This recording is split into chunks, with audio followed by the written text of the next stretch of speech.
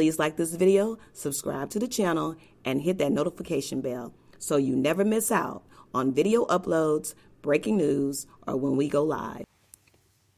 While Trump's tariffs continue to dominate the headlines, there's something else quietly slipping through the cracks.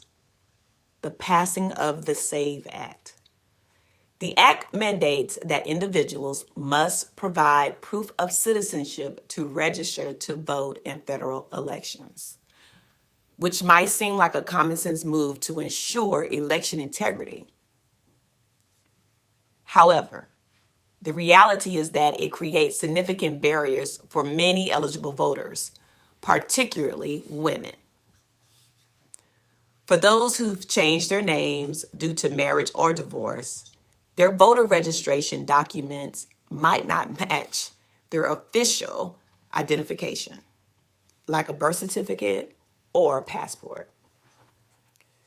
This mismatch could easily prevent women from registering to vote, disenfranchising a large group of people who have every right to participate in elections.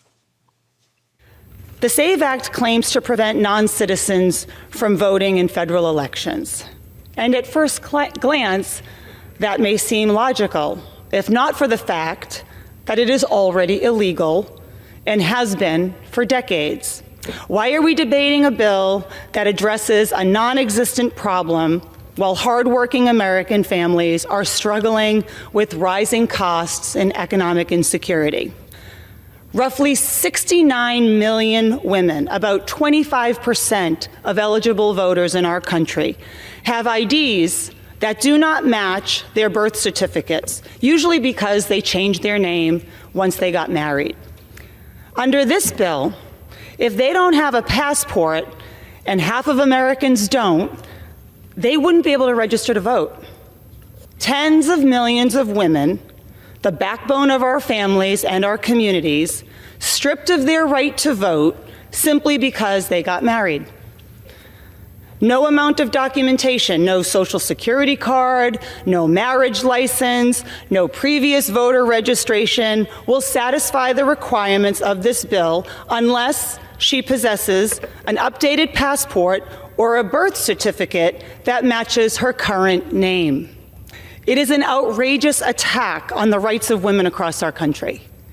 They either don't care that millions of American women will be stripped of their right to vote, or that has been their goal all along. And it's going to make it harder for Americans to participate in their democracy.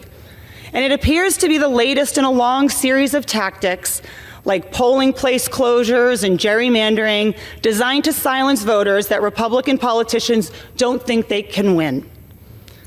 That's not how democracy works. You don't get to silence millions of Americans just because they might not like your policies. You represent them too.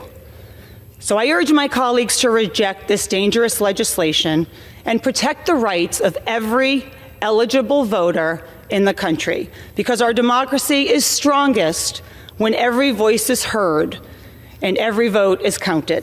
Thank you. I yield back. It's very concerning that while the world focuses on trade wars and tariffs, a law with serious implication for women's voting rights has passed without much attention. The potential impact on women who struggle to meet these new requirements is troubling, especially when it could lead to them being excluded from the electoral process. The problem goes beyond just a paperwork issue. It's a matter of equal access to the most fundamental right of democracy. As the debate over the SAVE Act continues, it's vital that we stay alert and make sure that women's voices aren't silenced by technicalities that are beyond their control. Please remember to share your thoughts with us. And as always, like this video, subscribe to the channel, hit that notification bell, and thank you for watching.